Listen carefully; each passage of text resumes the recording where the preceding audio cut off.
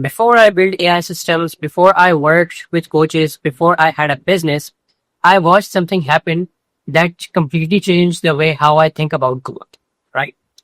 I was doing an internship and I watched a business lose hundreds of people who were actually interested without even realizing.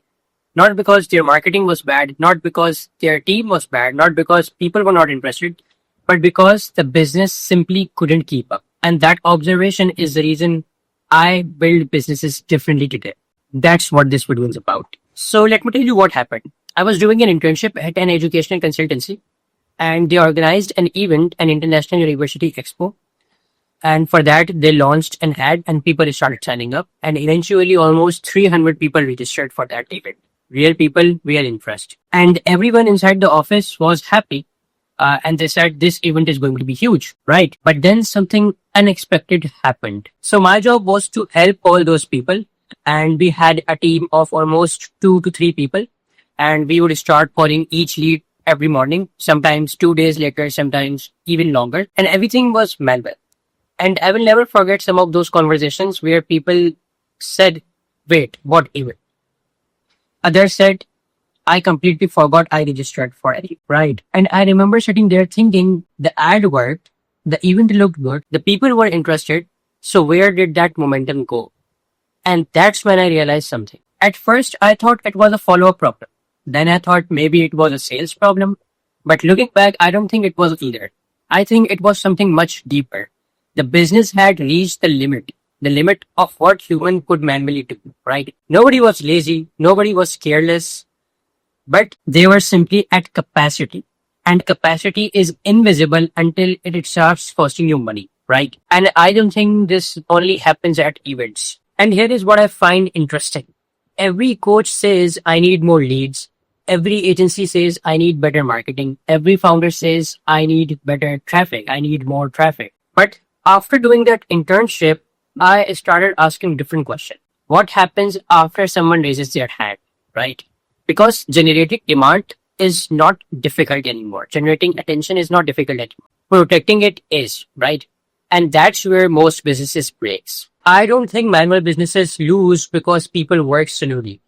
I think they lose because humans have limits. Think about it. You are coaching, you are recording content, you are taking sales call, you are answering messages, you are managing your team, you are following up, and eventually something waits. And every minute something waits, momentum disappears. And no amount of motivation can fix that. After that internship, I could not stop thinking about one question.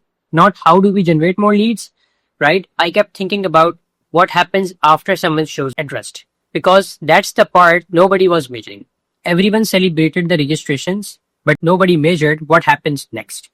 And I think that's backward because revenue is not created when someone fills your form, right? Revenue is created after they do. And that's the question I have asked every business since. What happens after someone fills your form? What happens after they shows interest, right? Whether it was a coach, an agency, a consultant, or a SaaS company. I kept hearing the same answer.